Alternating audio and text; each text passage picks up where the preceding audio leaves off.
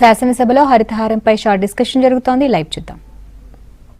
మనం చూస్తున్నట్లయితే ఈ యొక్క ట్రీ ప్లాంటేషన్ సంబంధించి ప్లానింగ్లో ఉన్నాం. ఇంకా దాన్ని పూర్తి స్థాయిలో ఇంప్లిమెంటేషన్ చేయాల్సినటువంటి అవసరం ఉంది.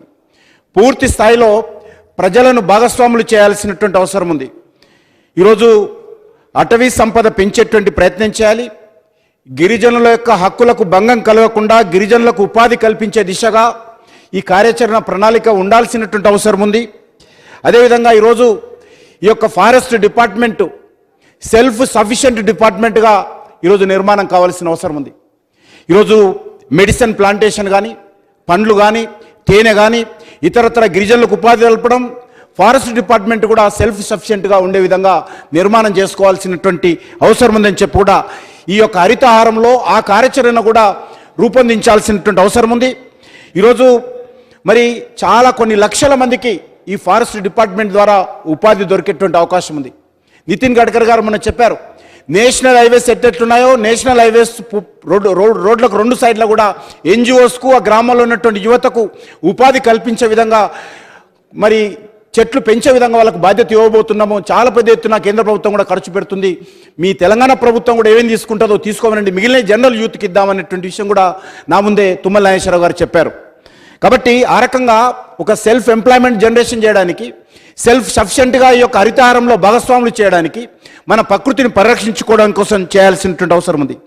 మనము దీన్ని ఆర్థికంగా సెల్ఫ్ సఫిషియెంట్గా మనము ఈ హరితహారంలో ఉండాలి. ముఖ్యంగా 3 రకాలుగా ఉండాలి అధ్యక్ష. అర్బన్ ఏరియాలో హైదరాబాద్ లాంటి కార్పొరేషన్లో ట్రీ ప్లాంటేషన్ చేస్తే అధ్యక్ష చెట్లు ఉండడం లేదు. నేను ఉస్మానియా యూనివర్సిటీలో స్వయంగా వెళ్ళి చెట్లు పెట్టొచ్చాను క్యాంపస్లో. తెల్లారి ఒక చెట్టు కూడా లేదు అధ్యక్ష. కాబట్టి ఈ చెట్లను రక్షించుకోవడం కోసము మనము ట్రీ గార్డ్స్, హైదరాబాద్ లాంటి కార్పొరేషన్ ఏరియాలో ట్రీ గార్డ్స్ ఉండాలి. గతంలో పెరిగినటువంటి రక్షించే చెట్లను కూడా ట్రీ గార్డ్స్ ద్వారానే ఆ చెట్లు బతికాయి. ట్రీ గార్డ్స్ లేకుండా హైదరాబాద్లో బతకవు.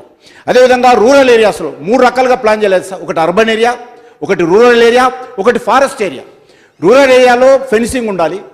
అర్బన్ ఏరియాలో ఎవ్రీ ట్రీ గార్డ్ ఉండాలి, పార్కులు తప్ప మిగతా ఏరియాలు పెట్టినప్పుడు. ఫారెస్ట్ ఏరియాలో ఓపెన్గా పెట్టుకోవచ్చు, ఆ రకంగా ప్రాబ్లం లేదు. కాబట్టి ఈ రకంగా 3 రకాల ప్లానింగ్ చేసుకుంటేనే ఈ యొక్క ట్రీ ప్లాంటేషన్ జరుగుతుంది. అదేవిధంగా దీనికి సోషల్ ఆడిట్ కూడా ఉండాలి. మనం ఇన్ని వేల చెట్లు పెట్టాలంటున్నాము, యాక్చువల్గా ఇది ప్రభుత్వంతో ఒక్కరితో కాదు, ఇది సమాజం యొక్క బాధ్యత. కాబట్టి ఎన్ని చెట్లు పెరిగాయి అనేది మనం క్లారిటీతో మనం ఉన్నట్లయితే ఈ యొక్క చెట్లు మరింత పెంచుకోవడానికి అవకాశం ఉంటుంది. ఇందులో పూర్తిగా ప్రజలను భాగస్వాములు చేయాల్సిన అవసరం ఉంది. అధికారులు ప్లానింగ్ చేస్తున్నారు, అమలు చేస్తున్నారు అధ్యక్ష.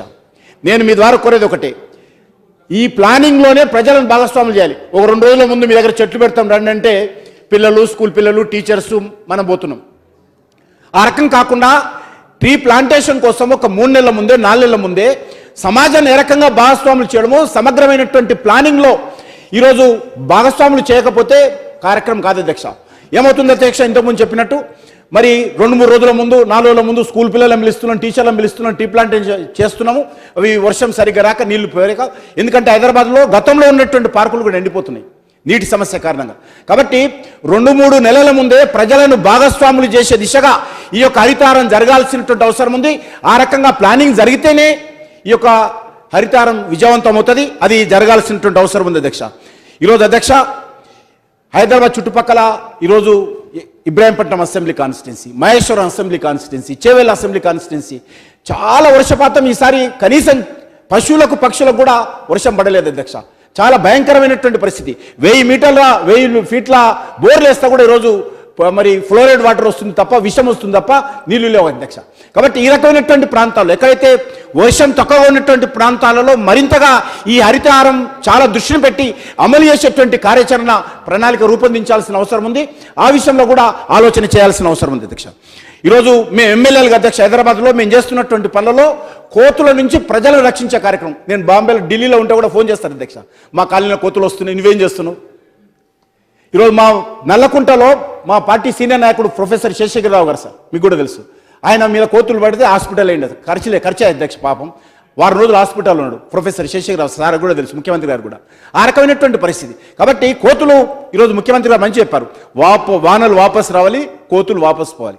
కాబట్టి ఈరోజు ఆ రకమైనటువంటి అర్బన్ ఏరియాలో ఆ రకమైనటువంటి ఎమ్మెల్యేల పని కోతుల నుంచి ప్రజలను రక్షించేటువంటి పని కూడా రెగ్యులర్గా ఫలానా దగ్గర కోతులు వచ్చినాయి మీరు ఓడిని పట్టుకునే ప్రయత్నం చేయండి. గతంలో దానికి ఇంజక్షన్ ఇచ్చేవాళ్ళం అధ్యక్ష, ఫైర్ చేస్తే ఇంజక్షన్ అయితే మరి సురదప్తే అప్పుడు తీసుకుపోయేవాళ్ళు. ఇప్పుడు ఆ రకమైన సుప్రీంకోర్టు హైకోర్టు డైరెక్షన్స్ చేయాలి. నెట్ వేస్తే నెట్లో పట్టుకోవాలా, అవి పట్టుకొని తీసుకుపోగానే పెట్టాలా. ఫారెస్ట్ డిపార్ట్మెంట్ తీసుకొని ఫారెస్ట్ వాళ్ళు ఆదిలాబాద్లో వదలాలంటే ఆదిలాబాద్లో వదలాలి, భద్రాచలం ఫారెస్ట్లో వదలాలంటే అక్కడ మా జిహెచ్ఎంసీలో అక్కడ వదిలేస్తున్నారు. అదో పెద్ద కార్యాచరణ ప్రణాళిక కోతులు పట్టుకోవడం కూడా అర్బన్ ఏరియాలో. కాబట్టి ఈ కోతుల సమస్య కూడా చాలా ఉన్నది. దీన్ని కూడా మనము ఈ హరితారం విజయవంతం అయితే ఆ సమస్య నుంచి కూడా మనం పోతాం అధ్యక్ష. అదేవిధంగా అధ్యక్ష, ఈ ఇంటి అనుమతులు ఏవైతే ఇస్తున్నామో వీటిని కఠినతరం చేయాల్సిన అవసరం ఉంది. 200 గజాలు దాటినటువంటి ప్రతి ఇంట్లో కూడా విధిగా చెట్లు పెడితేనే మరి ఈ యొక్క పెట్టే విధంగా కార్యాచరణ ప్రణాళిక రూపొందించాల్సిన అవసరం ఉంది. అదేవిధంగా అధ్యక్ష, ఈరోజు మరి నేను కోరేది ఒకటే అధ్యక్ష, చింత చెట్లు కానీ వేప చెట్లు కానీ ఫారెస్ట్లో ఈరోజు కొట్టుకునేటువంటి అవకాశం ఉంది. అది కూడా ఒక 10 years వరకు బ్యాన్ చేయండి. ఫారెస్ట్లో కూడా చింత చెట్లు కానీ వేప చెట్లు కానీ కొట్టకుండా ఓ 10 years బ్యాన్ పెట్టాల్సిందిగా నేను మీ ద్వారా కోరుతాను అధ్యక్ష.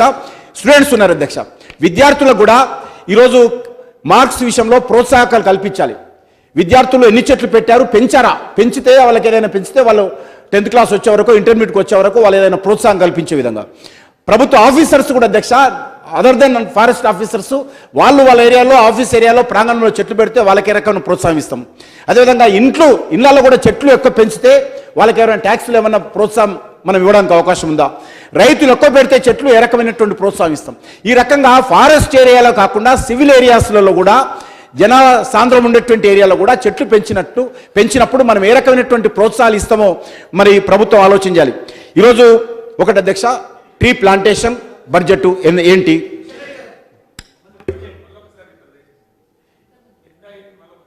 విద్యార్థులకు ఏ రకంగా మనం ప్రోత్సాహం ఇవ్వగలుగుతాం? వాళ్ళకి ఏదైనా మార్క్స్లు ఇవ్వడం, 10th ఇంటర్మీడియట్కి వచ్చారు, ఒక చెట్లు పెంచి అతను ఎప్పటికప్పుడు సోషల్ మీడియా అప్డేట్ చేసి నేను పెట్టిన చెట్టు ఇది పెరిగింది, ఈ చెట్టు అంటే అతను 10th class ఇంటర్మీడియట్ ఏమైనా ప్రోత్సాహం ఇవ్వడానికి అవకాశం ఉందా? గవర్నమెంట్ ఆఫీసర్స్ తమ ప్రాంగణంలో కానీ తమ ఇళ్లలో కానీ చెట్లు పెడితే ఏం ప్రోత్సాహం ఇవ్వడానికి అవకాశం ఉంది? ఇళ్లలో కూడా ఎక్కువ చెట్లు పెంచినైతే ఆ ఇళ్ళకి ఏమైనా ప్రోత్సాహం ఇవ్వడానికి అవకాశం ఉందా? రైతులు ఎక్కువ, ఇది నాన్ ఫారెస్ట్ ఏరియాలు చెప్తున్నాను. ఈ రకంగా అకౌంటబిలిటీ పెడితేనే చెట్లు పెడితే తప్ప ఈరోజు మనం చూస్తున్నాము. వాస్తవంగా మనం చాలా పెద్ద ఎత్తున ప్రభుత్వ ఖర్చుతోటి ఇన్ని చెట్లు పెట్టినప్పుడు అవి సక్సెస్ఫుల్గా మరి ప్లాంటేషన్ ప్రొటెక్ట్ చేయలేకపోతున్నాం. అందుకే 3 రకాల ప్లానింగ్ ఉండాలి అధ్యక్ష. ట్రీ ప్లాంటేషన్, దానికి సంబంధించిన బడ్జెట్, ట్రీకి సంబంధించినటువంటి ప్రొటెక్షన్, దానికి సంబంధించినటువంటి బడ్జెట్, ట్రీస్ పెంచిన వారికి ప్రోత్సాహాలు ఇవ్వడానికి కావాల్సిన బడ్జెట్. ఈ రకంగా 4-5 రకాలుగా ప్లానింగ్ చేసినట్లయితే తప్పకుండా మనము మరి ఈరోజు నేను వాస్తవంగా మనం ఎన్ని చెట్లు పెంచినా మనం ఇంకా ప్లానింగ్లో ఉన్నాం. దీన్ని ఇంప్లిమెంటేషన్ సక్సెస్ఫుల్గా చేయాలంటే మొత్తం సమాజం భాగస్వాములు కావాలి. ప్రభుత్వ అధికారులతో, ఫారెస్ట్ డిపార్ట్మెంట్ తోటి కాదు, ఎంటైర్ సొసైటీ ఇందులో భాగస్వాములు కావాలి. నేను అందుకే చెప్పాను, ముఖ్యమంత్రి గారు కూడా చెప్పాను, ఇంతకుముందు చెప్పాను, అంతే వేరేం లేదు. చెట్లు 2-3 రోజుల ముందు చెట్లుపై హరితారం వస్తుంది, మీరు రండి అంటే వస్తున్నారు. కానీ ప్లానింగ్లోనే కాలనీ సంఘాలను, బస్తీ సంఘాలను, టీచర్స్ను, విద్యార్థులను, యూనివర్సిటీస్ను వాళ్ళని కూడా భాగస్వామ్యం చేయాలి. గిరిజన ప్రజలను కూడా చైతన్యం చేసి గిరిజన ప్రజలను కూడా ఇది మీ జీవితానికి సంబంధించినటువంటిది, మీ గిరిజనకు సంబంధించినటువంటి సాంప్రదాయం ఏదైతుందో మీకు సంబంధించిన విషయం కాబట్టి గిరిజన ప్రజలను కూడా ఇందులో రక్షించి ఈరోజు మెడిసిన్ ప్లాంట్కు చాలా ప్రాధాన్యత పెరిగింది. అయితే ఎందుకు చెప్పానంటే ఈరోజు ఫారెస్ట్ డిపార్ట్మెంటు ఎకనామికల్గా సెల్ఫ్ సఫిషియెంట్ కావాలంటే ఈరోజు మెడిసిన్ ప్లాంటేషన్ కూడా చేసినట్లయితే, చాలా పెద్ద ఎత్తున కొంత ఏరియా కేటాయించినట్లయితే చాలా పెద్ద ఎత్తున మన ఫారెస్ట్ డిపార్ట్మెంట్కి ఆదాయం కూడా వస్తుంది. కాబట్టి దాని విషయం కూడా ఈరోజు మరి ఇతర దేశాల్లో, మన దేశంలో కూడా ఈరోజు మెడిసిన్ ప్లాంట్స్కి చాలా మరి ఆదాయం వచ్చేటువంటి అవకాశం ఉంది. ఆ రకంగా ఆ విషయం కూడా కొంత ఆలోచన చేసి కొంత ఏరియా కేటాయించి ఫారెస్ట్ డిపార్ట్మెంట్లో ఇక్కడ మెడిసిన్ ప్లాంట్ పెట్టినట్లయితే ఆదాయం వస్తే దాన్ని ఆ యొక్క ఫారెస్ట్ డిపార్ట్మెంట్ రానున్న రోజుల్లో ఈ యొక్క హరితారానికి ఉపయోగించుకోవచ్చు అనేటువంటి విషయాన్ని కూడా నేను మీ ద్వారా ప్రభుత్వాన్ని చెప్తూ, మరి ఈరోజు అధ్యక్ష, పెట్రోలియం ఉత్పత్తులు, అదేవిధంగా విద్యుత్తు, నీరు, వీటిని మరి ఈ యొక్క ప్రచారంలో భాగస్వాములు చేయాలి. ఈరోజు అడవులను రక్షించుకోవాలి, పెట్రోల్ ఉత్పత్తులు తక్కువ ఖర్చు పెట్టుకోవాలి, విద్యుత్తు తక్కువగా వాడాలి, అవసరం ఉన్నంత, నీరు కూడా తక్కువ వాడాలి. ఈ రకంగా పొదుపుగా వాడితేనే మరి మన సమాజం ఈరోజు ఏదైతే మనం ఆశిస్తున్నామో ఆ సమాజ నిర్మాణం అవుతుంది. కాబట్టి మానవులు ఈరోజు ఆశావాదులు కాబట్టి ఎక్కువ మరి ఈరోజు ఇష్టారాజ్యంగా ఫారెస్ట్ నరుకుతున్నారు. పెట్రోలియం ఉత్పత్తులు ఎంత పెట్రోల్ ఉత్పత్తి చేసుకొని ఎంత పెద్ద ఎత్తున మనం వాడుతున్నాము. ఈరోజు ఎలక్ట్రిసిటీ ఏ రకంగా వస్తుంది, నీళ్లు కానీ బొగ్గు కానీ, ఆ బొగ్గు ఎక్కడి నుంచి వస్తుంది, ప్రకృతి నుంచే. కాబట్టి ఈ రకమైనటువంటి అనేక విషయాల్లో ప్రజలని చైతన్యం చేసేటువంటి కార్యక్రమం కూడా ఈ యొక్క హరితహారంలో భాగస్వాములు చేయాల్సిన అవసరం ఉంది. ఈరోజు ప్రకృతిని, ఈరోజు ఎన్వైర్న్మెంట్ను రక్షించేటువంటి కార్యాచరణ కూడా ఈ హరితహారంలో భాగస్వాములు కావాలి. హరితహారం అంటే చెట్లు పెట్టడమే కాదు, హరితహారం అనేటువంటిది ఒక ఉద్యమంలో రావాలి. హరితహారం అనేటువంటి ఉద్యమంలో ఈ రకంగా ప్రకృతిని రక్షించేటువంటి కార్యాచరణ ప్రణాళిక ప్రభుత్వం రూపొందించి అన్ని వర్గాలను భాగస్వాములు చేయాల్సిందిగా నేను మీ ద్వారా ప్రభుత్వాన్ని కోరుతూ సెలవు తీసుకుంటున్నాను.